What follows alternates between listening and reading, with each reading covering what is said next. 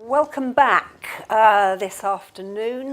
We've got another completely wonderful session in front of us. I would say that because I have a documentary making background myself, but I'd like to introduce Rowan Deacon, who is a multi-award winning documentary maker. She picked up her latest award last week, a Grierson for Simon's Choice, which we will see in our clip reel later. And I think it's fair to say that Rowan has made her name by making very character-driven documentaries, often on incredibly challenging subjects where she wins the trust of people. And the stories she unfolds are every bit, to my mind, as riveting as the stories we heard about in the drama session this morning. So welcome, Rowan. I'm going to say that this is your session, as it was this morning. I am going to try and take questions as we go to speed it up, just to try and move the session along, because as ever, we have got loads to get through and really an embarrassment of riches. So when I come to you for questions, start thinking about the sort of things you'd like to ask Rowan. I'll take a quick two as we go in between clips. So perhaps you'd like to tell us how you got into the business. How did it all begin? Yes, so I didn't go to film school. I did English at university, and then I'm afraid that I did the sort of thing that probably you've all been told to do, which was write a series of begging letters. I didn't get onto the BBC trainee ship course, so don't worry if you don't.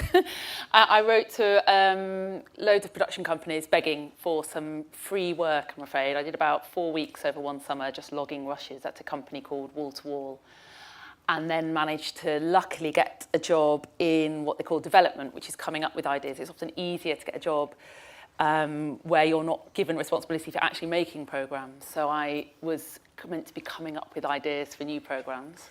And I did that for about 2 years and went quietly mad. I hated being in an office and begged them to let me go on to a production finally as a researcher. So it was a fairly standard route, I think, to work your way up as a researcher, assistant producer, and then eventually a producer.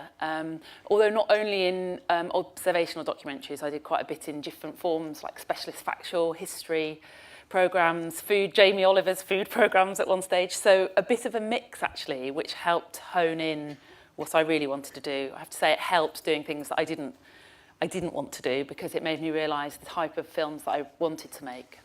We're going to move quickly to the first clip, because I think this is going to tell you a lot about the sort of material Rowan deals with. This is Health Food Junkies, and it's fair to say this was your break as a director, wasn't it? Yes, it was a film that Channel 4, I think they still run a scheme called First Cut. I think they still run it. And it was deliberately for new directors. So I'd done a bit of directing on sort of low key, sort of like schools programmes and stuff like that, but this was the first time that I was given free rein to sort of make a film about something that I wanted to look into, and it wasn't part of a strand or a series. Okay, shall we see the clip and then we can explain? As you watch this clip, I just want you to think about what it took for Rowan to persuade the person who we're about to feature to do this film. Can we roll the clip, please?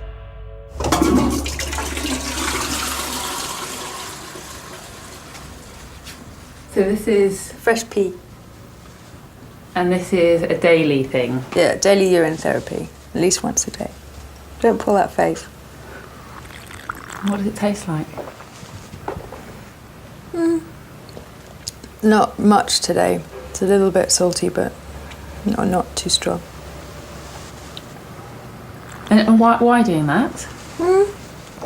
Because this contains all the information about my body right in this moment and what's going on now. So it's my way of checking in and saying, this is what's happening, now you know how to rebalance.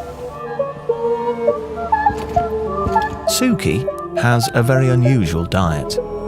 Like all raw foodists, she believes that cooked food is poisonous. What would happen if you had a hamburger, a A hamburger hasn't passed my lips since 1989, and if I had one now, I'd be really sick and I'd have a food hangover. I eat no potatoes, no bread, no pasta, no milk, no cheese, no meat. Nothing that has been tinned, processed, refined, boiled, fried. If you cook something, it depletes it of enzymes, nutrients, and it changes the molecular structure of the food, and it means it's harder work for your body to then assimilate that food. Perhaps you'd... Perhaps you'd just explain a little bit about the process, about casting a film, which you do in documentary as well as drama, how you found your characters, and then particularly about your relationship with Suki. Yeah, gosh, actually it's strange. That film was made 10 years ago, and actually raw food isn't a kind of... Then it felt like this extraordinarily weird American sort of fad that had cut, and actually it doesn't feel at all outrageous now. It sort of shows how those films sometimes are timely, run out of time. Anyway, so I wanted to make a film about this sort of orthorexia, which was this sort of obsession with clean eating, which can be taken too far.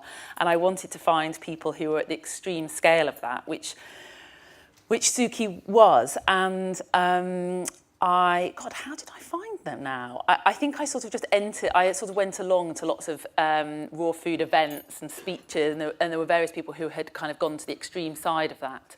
And I met Suki and I liked her, and actually I totally, I think we had a really small budget, and this was back in the day when we had cameramen, and we had a certain amount of days to film with each character, and I think I had 3 allotted days to film my whole story with Suki. And I had loads. I was first film. I've got to do this. I've got to interview about this. And I must ask how that connects to this. And I did a first day with her, which I think we did the wee drinking on. And I sort of persuaded her, why don't we go and do a bit of that wee drink, knowing that I thought that's brilliant, that's mental. And then did this very long interview about her. And of course, when you interview people, although I was interested in her food eating was connected to all sorts of other issues in her life. And I basically utterly underestimated just how much I kind of took from her that day. And she rang me up so this is the first day filming, first film, rang me up the next day and said, Rowan, I don't want to do this film anymore. I'm pulling out. And it was a really good experience, I think, at making me realise what the relationship you have with your contributors and what you're asking them to do, and that they're not actors, and that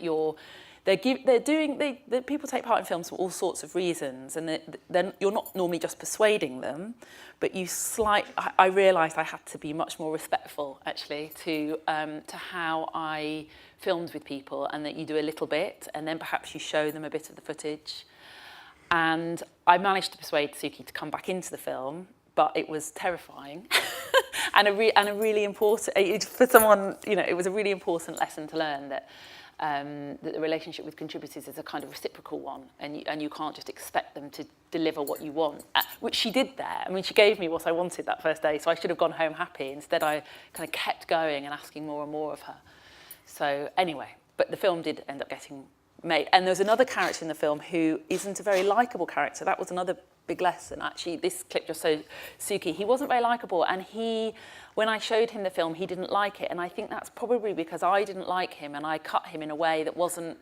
He was a bit of an odious man, and it was a lesson to me again that if you're going to make films about someone you don't like, you have to think carefully about that. You have to think about how you're going to deal with the fallout of that, because I don't think I've made a film after that about someone that I haven't liked. I mean, I would do, but I would enter into that slightly with some armour on, because it's not very nice if someone doesn't like the way you've cut them in a film. It's quite a horrible feeling. So this film was your idea. It was something you were pursuing as a passion project. It was your big break. But I think it's fair to say that you have worked a lot as you've made your reputation in being brought in by production companies to work on other people's ideas and make them into what will be the final film. Which do you prefer? Yeah, there are some directors who only do their own ideas, and I've never had a problem with. So I've never had a problem with the BBC or Channel 4 normally ringing and saying, we've got this piece of access, say, you know, we've got access to the London Underground, or we've got access to this story, would you like to make the film? I just, personally, I think there are people that sort of beaver away coming up with those ideas, and you can sniff a good one, and if something good comes your way, then for me, it would be kind of crazy not to take that opportunity. There is, the film I'm making at the moment is one of, Health Food Junkies, and a couple of others that's been my idea.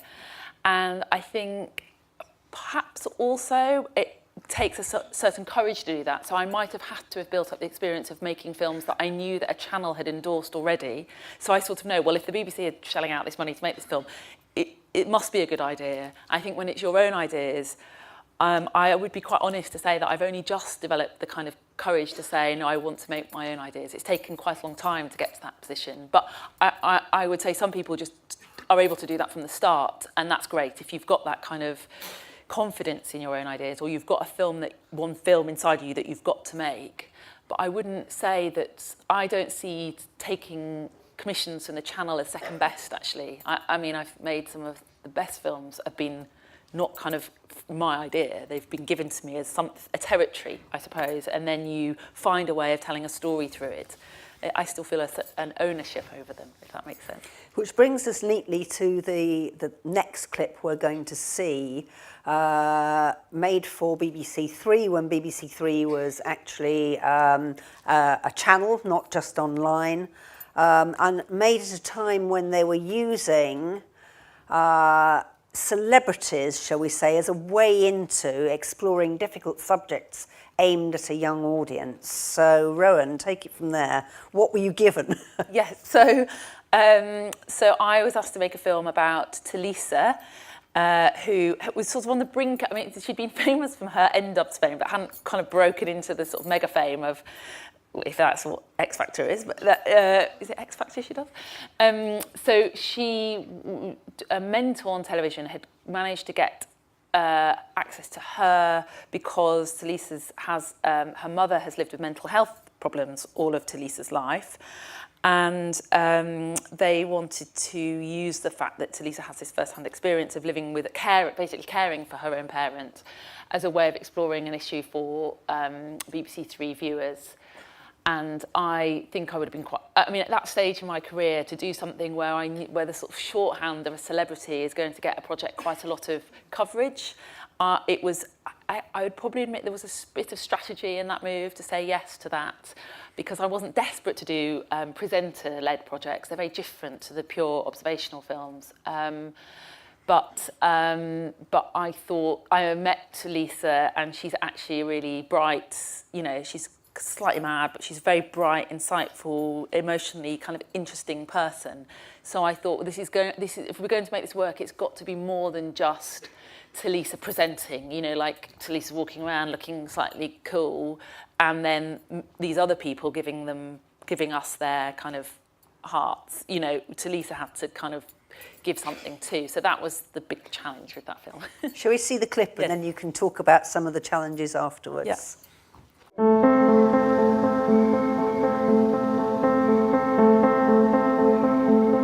Hi, I'm Tula Paulina Contestavelos. My mum is a manic depressive, and she'll shout at me and go crazy. It's horrible when I see her in the hospital. I can't believe it's my mum. Sometimes when she's ill, I feel like I'm the only grown-up in the house. I love her with all my heart.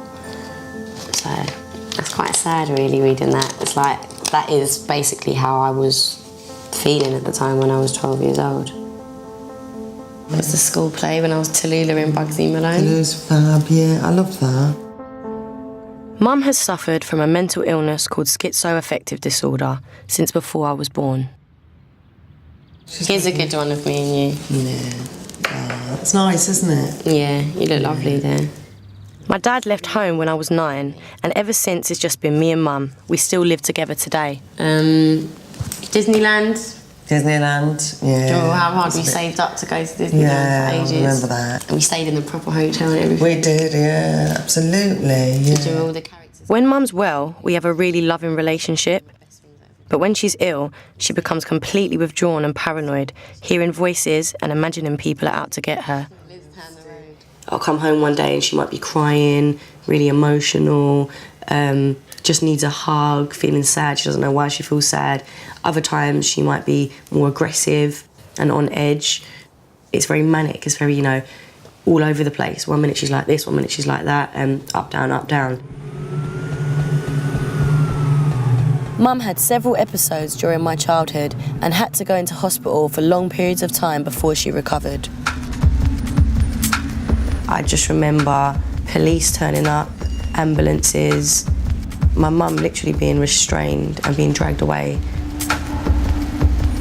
I don't think I really knew what was going on, but I knew that obviously Mum had a problem. I just had this very vivid image of her screaming out of an ambulance. Mum was brought into this hospital in North London and admitted into a psychiatric ward. All of a sudden, my mum sort of came out in this long, hospital gown, and she looked at me and she just looked so defeated. I wanted to grab her and be like, Mum, what's going on? I'm upset, I don't know what's happening, and I couldn't because she's looking at me like a child.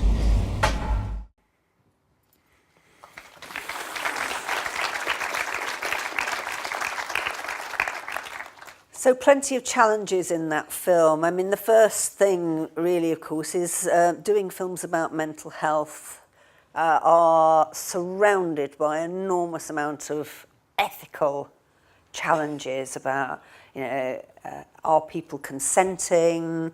Do they understand what they're doing by appearing in this film? How did you meet those? Yeah, that was a big question, and actually what we did with it, so the idea that Tulas's mum could sign a consent form and say, I knowingly know what I've just taken part in and how this is going to be used. Actually, we needed the support of her psychiatrist to say that she understood it to a certain degree, but perhaps wasn't fully able to think about the implications. So actually then you have to do it by proxy. So we had to do it via Tulas's mum's sister, who we had to develop quite a strong relationship with as a sort of another person who's looking after her interests, who doesn't have any... See, because I could be seen as just saying, yeah, she wants to do it, because I want her to be in my film. Of course, you also have a moral code yourself, I think. I mean, not everybody does. I think that can be exploited, I think. So the BBC's they have a huge department called the Compliance Department, which basically makes sure that producers and directors aren't taking advantage of vulnerable contributors. That's essentially what that department is.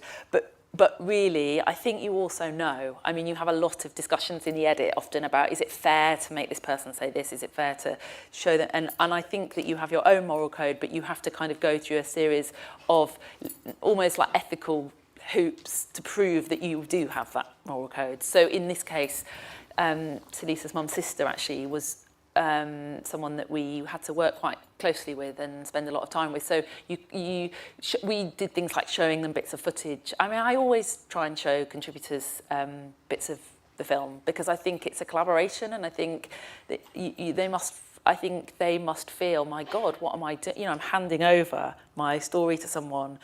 And so in terms of building a relationship of trust, showing them little bits that you've cut, because people often get quite nervous that you're going to make them look like an idiot, and actually very rarely do you do that. You actually end up making people look better than they really are. That's the job of editing, is normally a enhancement of someone rather than a taking away in these kind of films. I mean, obviously not in others, different sorts of documentaries.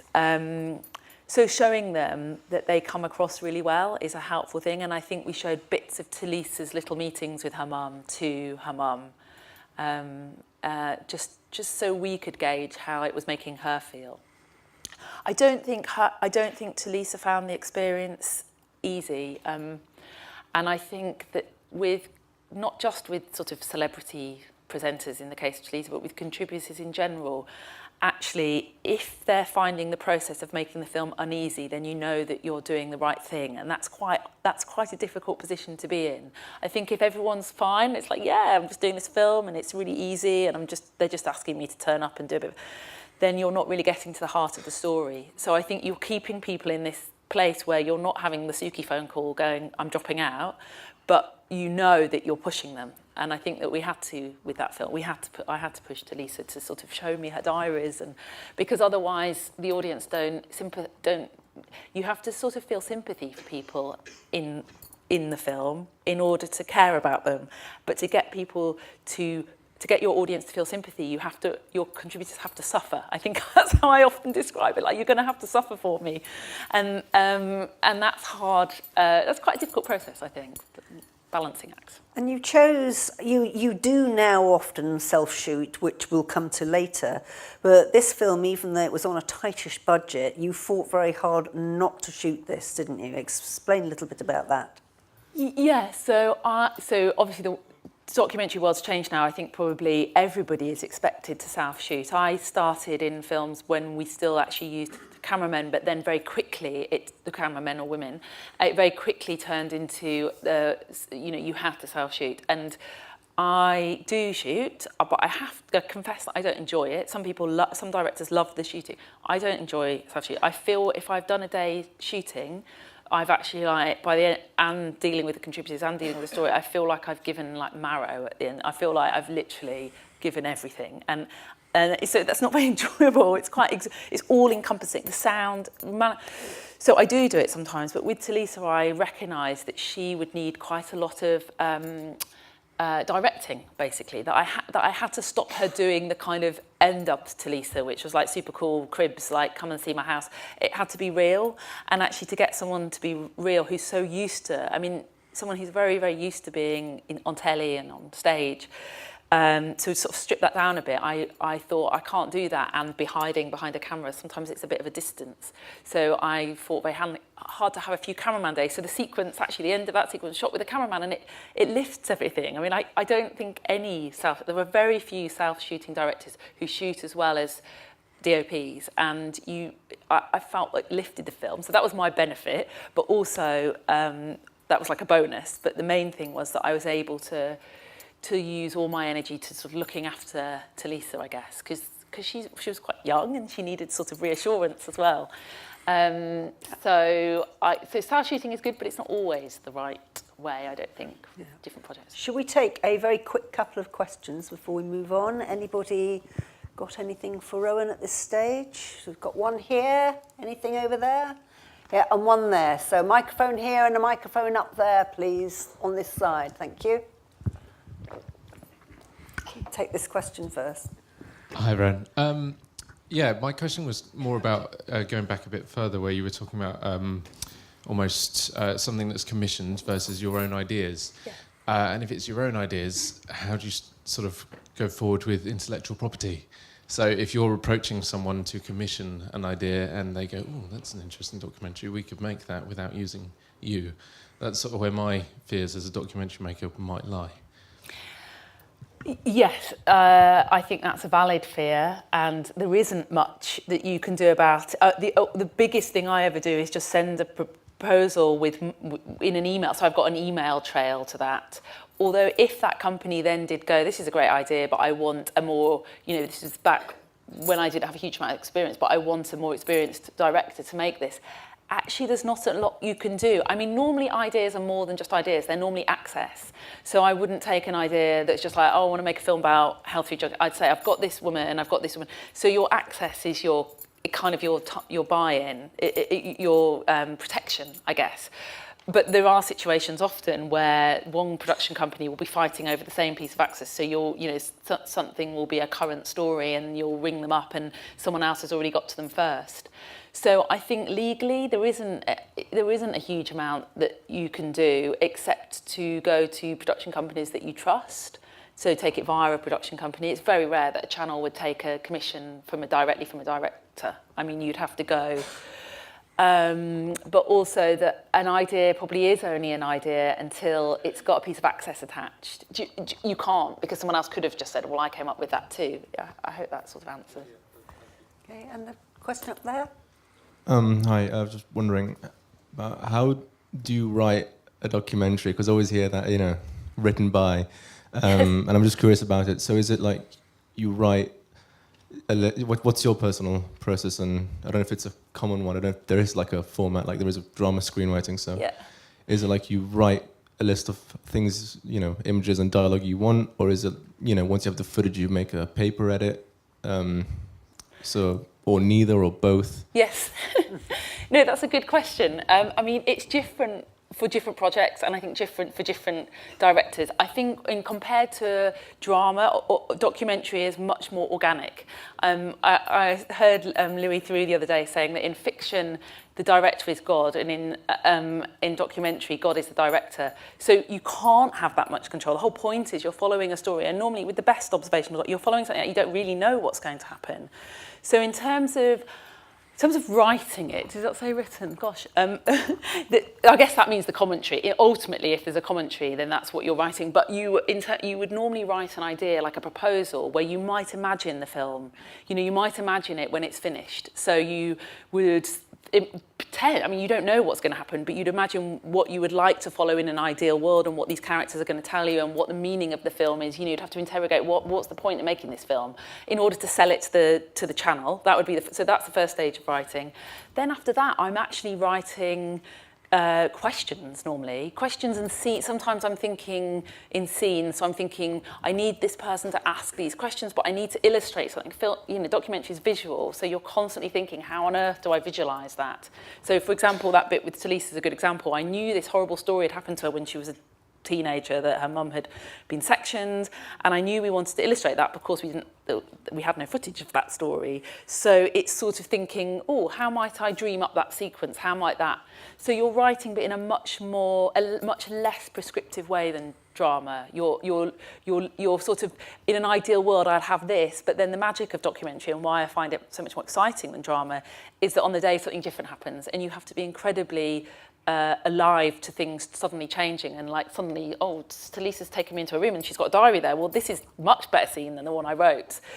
So I think it's a combination. And the final stage is in the edit. If you have commentary, which normally you have bits, even if it's a tiny bit, you're in the edit writing that commentary, the final sort of nailing the meaning of the film. So okay, I hope that answers the question. It's a long-winded and organic process.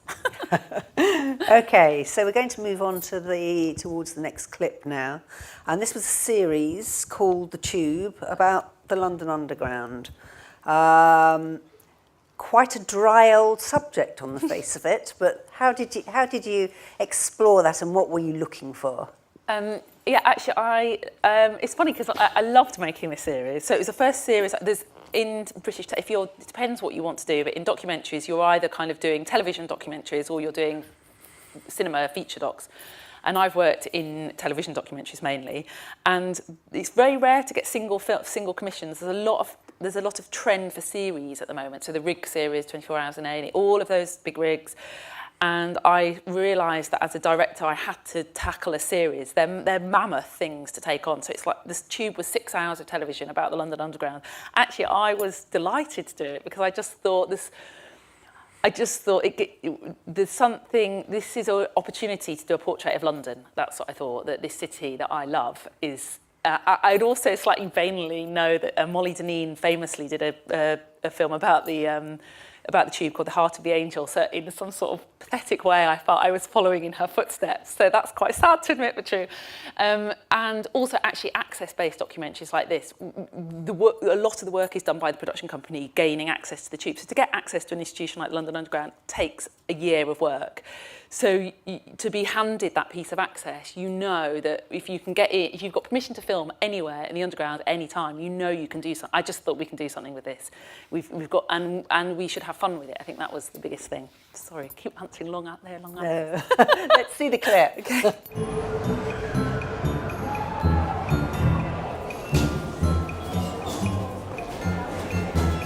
Excuse me? Excuse me? Where are you travelling home to? East London, West London. What, is a customer asleep on the platform? Go and get him, Steve. Yeah, get him on the train. Liverpool Street. There you go. Where am I? I do like the control room, to be honest with you. I quite like computer games, that sort of thing. All the staff, I move them about and put them where they need to be. The customers are like the horde, and you have to sort of juggle all the staff about to do all the little jobs. It can be quite fun in here if you enjoy that sort of thing. Contractor announcement. Member of Initial Cleaning Services, please attend the B-Way in for code 3. Nice. Must have been a good night. Rather than say, can you go and clear up the sick, and can you go and pick up some poo and wash some wee, we use code numbers. So it's 1 for blood, 2 for urine and faeces, 3 for vomit, 4 for spillage, 5 for broken glass, and 6 for litter. And if it's anything that's not on that list, then we use a code 7, although I don't know what other horrors you might have. I mean, they're all quite nasty, aren't they?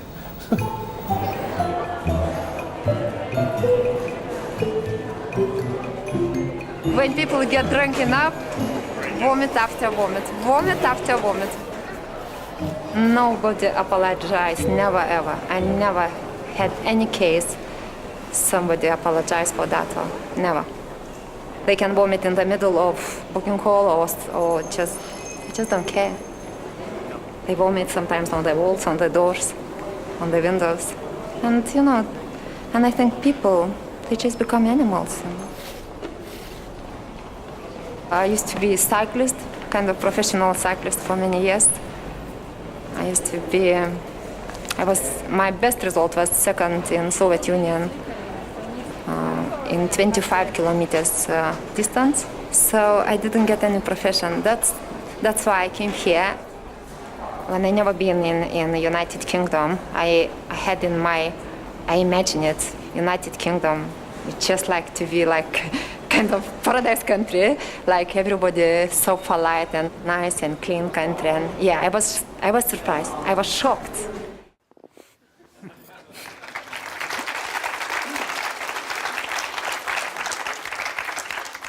Two brilliant characters, and actually we were all laughing, but how difficult it is. What's the challenge in getting people to sympathise and laugh with your characters as opposed to laughing at them? Oh yeah, gosh, I think, humour, I think, for me, humour is essential for documentary. I think people can get in their heads that documentary is serious and, do with serious issues, and it can become quite po-face. And I think I was lucky to work with an exec called Todd Austin early on in my career who would rant on about humour. He was Yorkshireman, and he rant on about humour is key. All these documentary makers are just make serious. Everyone can make a serious film. No one can make a funny film. Not very many people can make a funny film. And actually, it's harder to do humour, I think, than serious. And how do I get people to... So I think part of it is when in the process of filming, like when you meet people are weird, right? People are funny and they're weird, and we're full of inconsistencies and vanities as humans. And I think that when you're filming with people, you just have to be very alive to them as real people and enjoy them. I think that's the thing. You can quite easily suppress people because you're like, right, in my film, you're going to do this and you're going to illustrate this point and you're the station controller, and you're quite stressed because it's quite hard work filming. And I have done it myself where I killed the humour and I've killed the kind of what's magic about people. So I think it's partly enjoying them. I think when you're set, like I said about the guy in Health Food Junkies, who I ended up the film just took the piss out of him. I think there's a difference I think you feel a lot of when you're talking to those people. So I loved, both those characters. There's dozens of characters in the Tube, and we just really enjoyed talking to them. And I think, I suppose the main thing is to sort of, I try and make it fun as well. So I do ask slightly stupid questions or slightly nosy questions. I think it's partly the dynamic that you create. You can be really boring with people. You can be like, right, tell me what your job... You know, you can sort of... Because I've seen rushes where, and I've done it myself, I've seen rushes from directors who have just kind of had a list and asked the questions, and then actually you've come away with no spirit, if that makes sense. So I think actually forcing yourself to enjoy it, even though you're holding a camera and you're really stressed because it hasn't gone the way you wanted the day to go. It's quite daunting, isn't it? Particularly if you haven't done it before, approaching people cold and asking them cheeky questions. Is that something you've had to learn, or do you think it's something you have in you? I think you have to have a curiosity as a starting point. So you have to really want to know. I think I sometimes feel it's a bit of an act. Like I feel like I think what I've learned is that people love talking about themselves. So actually you've got no reason to be nervous. They love talking, you know, it's their favourite subject. People can talk about themselves. And particularly if you're asking them about sort of nosy things about their jobs, they're like, oh, brilliant, someone's finally interested. My wife, my husband's bored out of their mind. So to a certain degree, you have to remind yourself that they're enjoying it. I mean, not in the case, of course, I was talking about putting your contributors through suffering, and obviously then they're not enjoying it, but actually even then when you're asking them very difficult things, I think there's a catharsis to that. So I think I think I just zone into them as people. I mean, I just try and make it as like I'm just interested in them. Do you know what I mean? It's not really about me. I mean, I think that's the thing, you sort of have to disappear and you just have to be very nosy. So I think it's something, the curiosity comes naturally. I don't think the confidence necessarily did, but then you sort of if you're filming with someone who's not enjoying it at all, it's not a nice process, and you just don't pursue it. I mean, you can just tell if they just absolutely hate it. It's just terrible. So you just don't pursue that. I mean, it's part of the casting process is to sort of do that, is to kind of see what people would be like in front of the camera. Yeah. Another couple of questions. We've got one down here, please. Anybody on that side? And one again down here, black T-shirt. So, okay. Take this one first. Hello. Oh God, that's really loud. What do you do if, like, I don't know if this has happened to you before, but say it has, say it hasn't, like, what would you do? If you get it way into your documentary and you've got your production file, you've got, like, loads of interviews already done, you're, like, way into the process, you've, like, sorted out all this stuff and it's, like, funded, and then you realise that it's just not really working. Would you like give up on it, or would you like try and like maybe in the edit like try and find something else within that film that like what do you do? Yeah, we've all been there. Yeah, no, that's normal. That's normal. You don't give up on it. I think you sort of can't. I think you learn as much from films that haven't worked. I think you learn more from films that haven't worked than films that do work. So I think you don't give up on it. I mean, it depends. They either go wrong because the idea... quite commonly they go wrong because the idea just wasn't solid enough. It wasn't interrogated enough. So you're digging away. I'm trying to think of an example of a film that's got... I've had so many... I've made a lot more films than the ones on this list, and a lot of them... It's not that they've gone wrong, but it's just... They haven't quite delivered. So I think a lot of that is done either... So you're in the process of making a film, it's not going in the direction you want, you have to be organic, you have to be spontaneous, so you have to think, right, well, we need something to save this, we need a different character, we need to follow another story. Sometimes you're following a story and it's just not working. You normally cover yourself anyway. You normally film such a high ratio versus what you end up editing that you give yourself options, so you're normally not investing too much on one thing going exactly to plan. I mean, at the moment I'm making a film about a rhino, and this sounds awful, but I kind of need the rhino to die, but I can't, the rhino isn't going to die when I want it to. So I've got a second ending in case the rhino doesn't die. So you already, that sounds awful. We'll come back back to the plight of the rhino at the end. Can we quickly take this question here? I was just wondering, how do you deal with the stress of being a director and all the things that are going on at one time? Do you know what I mean? Like, how do you cope with that? That's a good question. I think gosh, interesting. The people that you work with, I think that makes a real difference. So working with you, it's not just you on your own. You have an editor, you have an executive producer, and you normally have like a sort of assistant producer. So that, and sometimes a camera camera person as well. So I think having a team that you feel very safe with helps massively. For me, having an executive producer who's good, and being an executive producer, so they're the sort of people above you and before the kind of channel, the people who've paid for it, or whoever's the film company, whoever's paid for the film. Having someone who is a sort of mentor who you can go to in that moment where you're like, oh my God, the film has lost the film, I don't know what I'm doing, and just talk it through. I think that's probably quite important. I think if you're working with people that you don't get on with or you don't trust, or then actually that can become unmanageable, because you're right, the stress of making a film is quite a lot of stress. And finding as much enjoyment so that it doesn't feel like stress as well. Okay, we're going to move on to Our War. Would you just like to set this up? Our War, again, it was BBC Three, and this was the final film in what had been a series of programmes which had used the helmet footage from soldiers in Afghanistan. Take it from there. So this is, well, just specifically for this clip, this was one of the many soldiers who we filmed talking about an event on a day when he was... so it's his headcam footage, basically.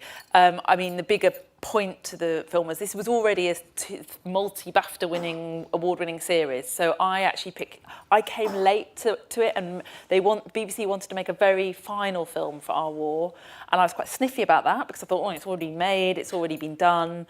But what we decided to do differently was, by the time we made this film, it was the end of the war in Afghanistan. So the troops were finally coming home, and we decided to capitalise on the comparison between the kind of experiences they were having, sometimes 5 or 10 years previously, and what their lives were now, the legacy, where it had left them today. So the chap that tells this story is now out of work, looking for a job, living in Manchester, and sort of very much like someone you might see in the street and never believe for a million years that this was the sort of thing that he was dealing with just a few years previously. Okay, let's see it, please. Walking through muddy fields, and that takes it out of you, and you're walking, just patrolling, trying to find the enemy, and you're always trying to see them, and you're hoping of all hopes that you can see them first. Just gonna go forward and make it best. We stopped to chat to locals in this farm, and one of the snipers was looking out into this field, and the rarest thing happens where he spots 3 to 5 blokes just walking across this field. Can you see them moving? There's shitloads of them. There. Fucking tree line over there. It looks like they're dropping down into the ditch. How many? About 4. They've got weapons. They've got weapons. That tree line there. Let's get all the blokes along this fucking wall. Fucking let's have them. I think there was 4 or 5 of them in a tree line, and their weapons were trained on us. If we're snipers engaged, can we engage? Wait till the snipers engage, because they'll be more accurate. So the call come through, as soon as the sniper was going to kill one of them, then everyone else would open up, and that's what happened. Now, at the fucking tree!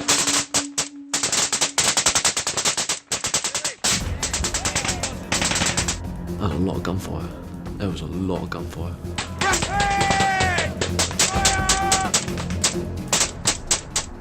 I mean, to take a life is kind of exhilarating and exciting. Fire now! You kind of feel invincible. You kind of feel like you're the only one that's feeling like this, that you feel on top of the world. But it's a scary feeling.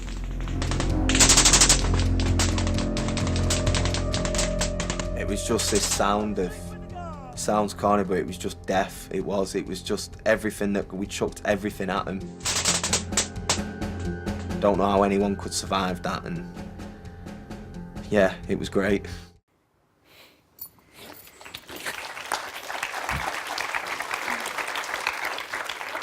Was there an inherent danger in this, and in glorifying war?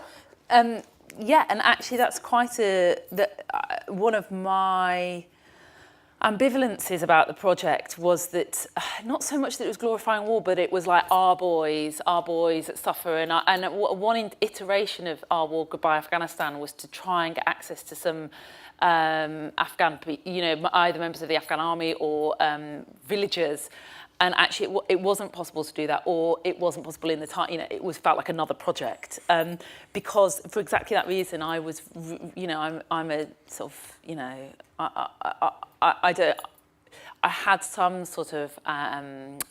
I was conscious that I didn't want the film to do that, and actually, that clip with Heathcliff talking about how it felt to kill people. I thought it was important that we remembered that our boys killed people, that it wasn't just about that they lost people, because I think some of the earlier series had quite rightly memorialised men who had died, our boys who had died at war, which is incredibly important.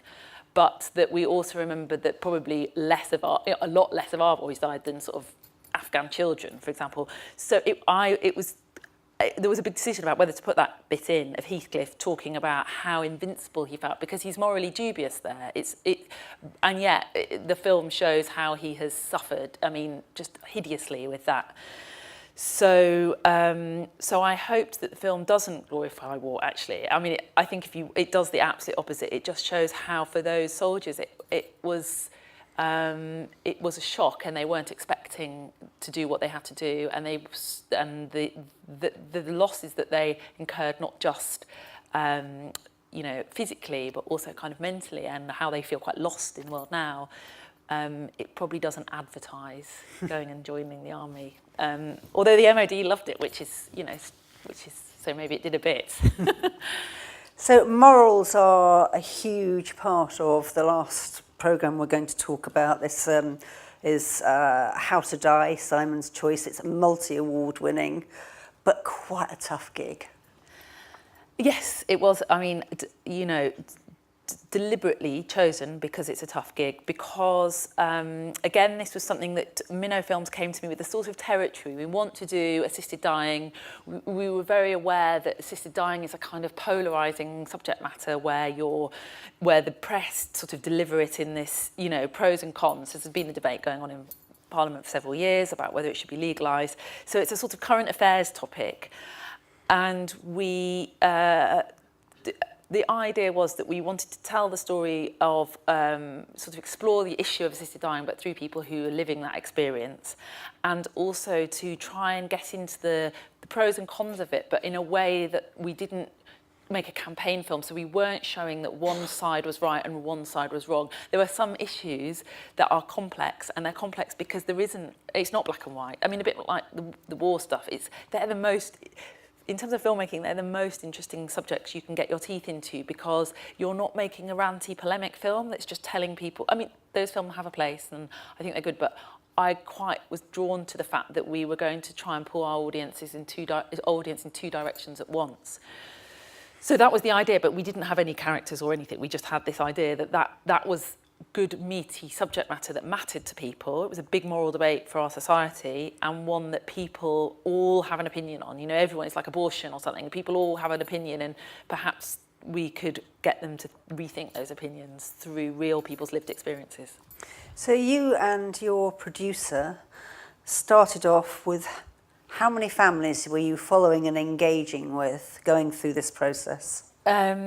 So the film ended up being about one person assignment, but he didn't just land on our, in front of us. The process of casting for most films like this, particularly single narrative where your entire film ends up being based on one person, is incredibly long-winded. We spent about 6 months. We managed to get access to the producer, who's brilliant, got access to the 3 clinics in Switzerland that take British people. So that was our starting point. Like, if you're going to get access to people, you need to how do we contact them? So we won over access to those clinics, who then put us in touch with anybody who was kind of curiously interested in going to the clinic. So we then had a kind of database of about 300 people who you have to become a member, I think, of Dignitas or Life Circle in order to die there. So there are lots of people who are members who aren't necessarily about to die. And we then just went through the rather grueling process of meeting everybody. So talking to them on the phone, long phone calls with people, me and the producer, mainly the producer actually, I have to say. And then we decided that we had to start filming, because there's about 25 people a year that go from the UK to Switzerland.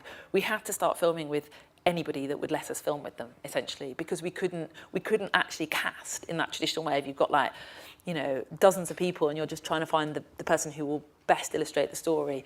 So we started filming with, I mean, it was such a risky film. We started filming with about 20 families, and some people naturally dropped out because they were just like, I don't want to do this. Sometimes we felt they're not quite right, they're too vulnerable, or they're not good enough. That sounds awful. They're not good enough in terms of they're not going to be able to articulate their experiences well enough. And sometimes they decided not to go and die. and so it was, gosh, that sounds quite brutal, but it was a very long process. I'd say from the idea of being conceived to starting filming was 6 months, and then we were filming for about 4 months with lots and lots of different families before we narrowed in on Simon. And actually we didn't narrow in on Simon, we narrowed in on Simon and another woman, and we filmed her death as well. And a very difficult decision was made very late at the beginning of the edit, where we knew that to make the best film would be one just with Simon's story. So I had a very difficult conversation with the widower of the woman who we filmed dying, and I showed him what we had. Anyway, he was okay with the fact that we weren't using. There was an element of relief, but that was torturous. So this sequence, just set it up. You shot this sequence, didn't you? Yes. So yes, this is me shooting. So you'll notice the slightly wobbly camera work, and I think what's interesting, I'd say in every film you make, there's a scene that is the heart of the film. Actually, probably that Heathcliff moment is at the heart of our war film. And it's the moment where the whole meaning of the film is condensed into a sort of a scene. And I think the scene with, this is Simon, who wants to die, with his wife who doesn't want him to die, meeting the Swiss death doctor, who isn't, she's a really intelligent woman, Dr. Erica. And so this is the moment that they're having a real discussion about what to do about this situation where he wants to die and his wife doesn't want him to. Let's see the clip, please. Could it be that he's just really scared today, and that maybe as time, like tomorrow, the next day, he might feel a bit different? Because I live with him and see his mood go up and down. Yes. I think what makes me worry is that he's so frightened. I'm not frightened of dying. And I'm not frightened. But you're frightened of being incapacitated? No, I'm not frightened. No. Oh, you're sorry. I don't want to do it. Yeah. Okay. That's not the same thing as being frightened. It worries me that it's a knee-jerk reaction, right, and that's it. I'm kind of going, and I want him to think about it more deeply. And it depends on what you want, but it's your decision. Why are you so sure, Erica? Why do you feel so passionately about it? You only have to listen to people. You really have to listen to them. You know, he's not a child. He knows what he wants to do, and it is his life. He has been taking responsibility for his life many, many years, and he's a strong-minded person. And now at the end of life, that he gets weaker, he is still strong-minded, but people tend to treat as if they were children. I can understand what you want. You would like to keep your husband as long as possible, because you love him. And it's very, very difficult to accept. Saying goodbye before nature forces you to. People who have to let go do the more difficult job than the people who go. That's very important to know. It is much easier to go into an assisted dying than to accept an assisted dying. Do you know why? After you're dead, you're dead. Yeah. You're out of the problems. Yeah. But your wife has to go on living.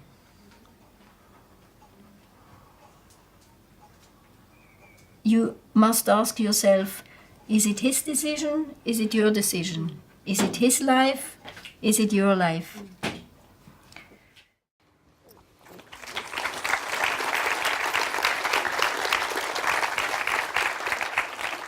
I must ask this because obviously dealing with people, you get very close to them.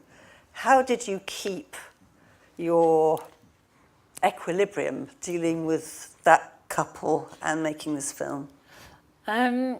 It was really hard. I think that film, making that film was extraordinary because we did get incredibly close to Simon and Debbie. So I wouldn't say that I did. I found it quite an emotional roller coaster, I have to say. I found it, but in a way where I felt that Simon was, he wanted us to tell his story. I mean, so Debbie and the rest of the friends and family often found the whole idea that a BBC crew was following Simon's completely distasteful, understandably, but they loved the film. So, but the fact that Simon, I think he felt that he so keenly felt that that he was coming to the end of his life, that he was desperate to share his story, and I think he sort of almost became like a co-director. He was like, and then I've got this idea, and I want you to do this, and you know, the idea of giving him a voice. The film gives him a voice because he's obviously losing his voice due to his illness, but we gave him this kind of actorly voice, which was. It kind of came from him actually saying, I don't want to be this stumbling person in your film. So I think I reassured myself that he wanted us to do it. In those moments where I was like, Jesus, I mean, you know, we had to say goodbye to him. And I think you hold a little bit back. I think you have to. And then I remember at the end of the editing process, and I watched the film back for the first time since we didn't have to construct it anymore, and they weren't characters. They sort of become like characters, even though they're real people, they also become characters in your head and your film, and that means that you're slightly distanced from them, and then you slip back into having a meeting and they're real again. And I did sort of sob unconsolably watching the film, in a way, I think, because I'd held it all back, because you couldn't get that involved. But I mean, it's okay to. I think it's quite important to, if you forget that they're real entirely, then you're not really feeling the story. So necessary. Okay, we've got time. I think lights up, please, for a couple of quick questions to round off. We could have gone on forever, but there's one over there, please. And one over here. And one over there. Great. Okay, thank you. So let's take this one here first. Hi, you spoke about the ethical issues when faced with making a documentary film and the department at the BBC. Could you just go into more detail about that for me, please? Because I know there's a code of ethics for journalists, but could there be one for documentarians? Yes, and there is, and it's dependent on what channel you're making for. So Channel 4 have something similar. I've only really mainly made for Channel 4 and BBC, but the BBC, it's called Producers Guidelines. So it's similar to the Journalist Guidelines, and it's a kind of, it's written in connection with Ofcom, and the BBC set out in that guidelines around, for example, you know, if you're showing, gosh, I mean, there's a whole set of rules, so you have to sort of go into your chunk of the type of film that you're making. But for example, if you show the death of a soldier, then it's our responsibility to contact that family and tell them. You don't actually, because that footage is actually owned by the MOD, strangely, it means it's because those soldiers died in action, they weirdly lose a certain amount of they don't lose amount of privacy, but their deaths become in the public domain. So we were allowed to use that footage, but the BBC, so legally you can kind of do quite a lot, but morally and ethically, the Code of Producers Guidelines would say it is right that you contact the family and tell them that this is happening before they see it on television. So it includes things like that, and it's a department, they're called the Compliance Department, and if you make a film that's kind of got difficult subject matters, which I often have, you normally sit down and have a meeting with them before you make the film, and we talk through what the potential sort of pitfalls or problems are. So with Simon's Choice, one of the pitfalls was that we would be following a family who were going to go and die, and assisted dying is illegal and in this country, and no one's ever been prosecuted, but it is illegal. So we had to make sure that it was very clear that there was absolutely no way in which we were encouraging that because of the documentary. I mean, it sounds ludicrous, but you almost have to investigate those, sort of talk through the possibilities. And they often use, what will the Daily Mail say? It's the sort of like, that's what, you're thinking of what things that you're doing could come back and actually be really interrogated as problematic and abusing your power as a filmmaker. And actually the Daily Mail went to town on Simon's story anyway, but you can find the producer guidelines online, and actually although it sounds quite dry, they're a very interesting read about all the things that as a filmmaker you have to be aware of your responsibilities in doing. But yeah, if you put BBC producer guidelines into a search engine, you'll find them. Final question here. Hi. Werner Herzog talks about his ability to get to the heart of a man or a woman and thereby a story, which is clearly an ability you have. I was just wondering, do you think that's a natural thing, or do you think it can be learnt or improved on? I don't think it's a natural thing. I think it's something that it's a skill that you hone. I don't believe in that idea that I certainly don't feel like I'm blessed with some sort of extraordinary ability that other people wouldn't have at all. I think that filmmaking is as much. I get quite annoyed when people say, I'm just going to go and make a film. People have no experience. I often get people who I want to break from being a financial banker. I thought I might make a film, as if it's a sort of hobby that you are blessed with this sudden talent. Actually, I think you learn a lot, and I think you learn about storytelling, and you learn through watching. I've learned as much through watching documentaries as I have, and literally watching and unpicking them and thinking, oh, how did they do that? How did they do that? As I have for making them. So I think it's totally a skill that's learned, and you get sort of it comes quicker to you. So you feel like you're more in control of your craft, but it doesn't mean that you didn't do it before you were in control of it, if that makes sense. You were just sort of blundering through and feeling it to a certain extent, and you just get more experienced in knowing, well, I know what I need this person to do. And it's as much, I think when it comes down to it, it's about story, it's about watching drama and going, who's the heart of that story? It's just understanding story and character, which I think anybody that watches films appreciates. So I don't think it's a special talent. Okay, we're out of time, sadly, and we need to let Rowan return to her cutting room to grapple with the life and death of her rhino. When's that likely to be transmitted? Depends on the rhino, but it's sometime next year. It's about the last Northern. In fact, the last of his kind. He's the last of his kind, and he's dying. It's a film about it's about a rhino's life, slightly unusually, but next year sometime, the last of the rhinos. So you can all watch out for it and say you heard it here first. Would you like to put your hands together to say a big thank you? Thank you.